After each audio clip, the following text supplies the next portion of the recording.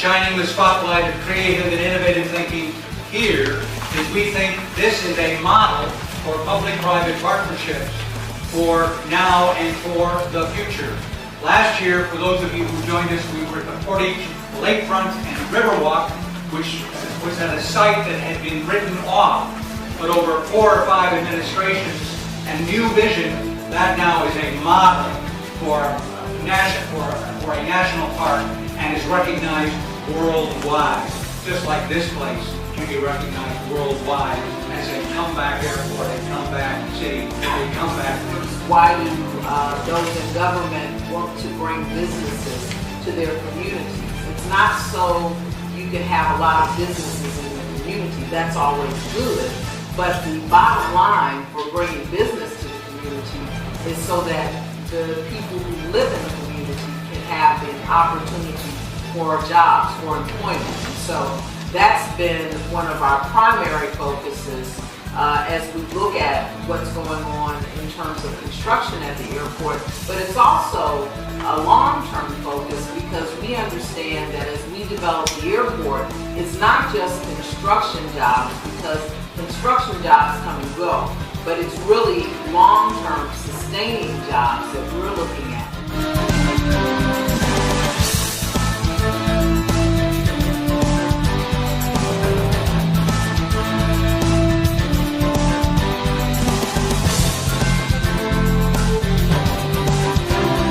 Well, we certainly will have an extended runway. We'll have that in 6 months. We will also begin to see development along Industrial Highway. We are very pleased that we were successful recently with a NERC bid to develop Industrial Highway and to improve that area. So that's a major piece for us because, as Bill talked about, we want to make this airport accessible. In addition to that, you will see warehouses along this corridor because we believe that one of the opportunities that exists in terms of development at the airport is for some small cargo traffic, in addition to the passenger traffic that you hear about very often. So you'll see warehouses that will develop in this corridor that will make it even easier for someone who moves cargo in and out of the airport to either do some light assembly or just simply to store cargo that will move in and out of the airport. So those are some of the things that you'll see in the airport footprint over the course of time.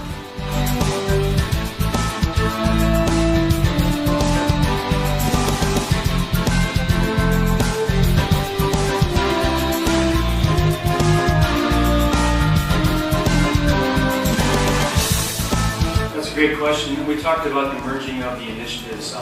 Geographically, this sits in just the right spot to do that. Has available land to accommodate things like multimodal structures, commuter traffic, and so forth. The highway system is very supportive of that as well. It goes back to what the mayor was referencing before, ease of access. So if you can get past that issue, there are kind of endless opportunities here. 585 also had a portion of the bill that contemplated an extension of the port facility just to the north, and that will go to summer study session to be looked at. So that's something that will continue. They need space. This is a great spot for it. So this is different maybe perhaps than what some people have imagined, but we have to look at all segments of industry and transportation and capitalize on the whole thing. So it includes the ports, it includes industry, and the division of those retail sort of users of this facility versus the heavy industrial users of U.S. Steel and the others that I named, and so on. And those things can be accomplished. They're not pie in the sky. They're pretty easy to get done. It's just going to take this next round of focus on. But that opens up opportunities for the things that you're discussing. There's also, in terms of if high-speed rail were ever to occur, I'm not seeing a map in any scenario that doesn't include the Gary Airport as a stop, which is hugely significant. So.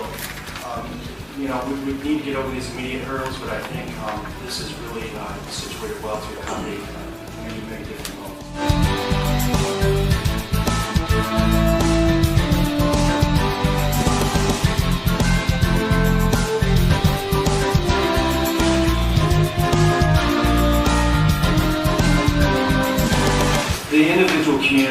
I mean, it's really about pulling together like we talked about before. I think the mayor pointed out we have people from Munster here, we have people from Valparaiso here, we have people from Portage here. We have, this really is the new age of a collective platform.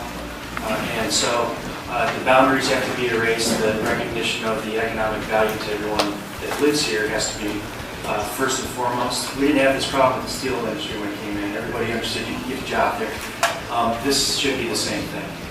So in terms of collective support, pushing forward, positive attitude, welcoming development, those are the things that our community leaders from other communities really can do to help us move the ball forward. Let me just take this opportunity first and again to thank the Luncheon Innovators Society for hosting this event here at the airport and for shining a light on the airport. I also want to acknowledge, he just had to leave because of an emergency, George Van Til, who's our county surveyor, and Dave Schaefer, who's the clerk treasurer of the town of Munster, for being here. I have often said, and I think it's probably truer here at the airport than anywhere else, that as great as our challenges are here in the city of Gary, our potential is that much greater.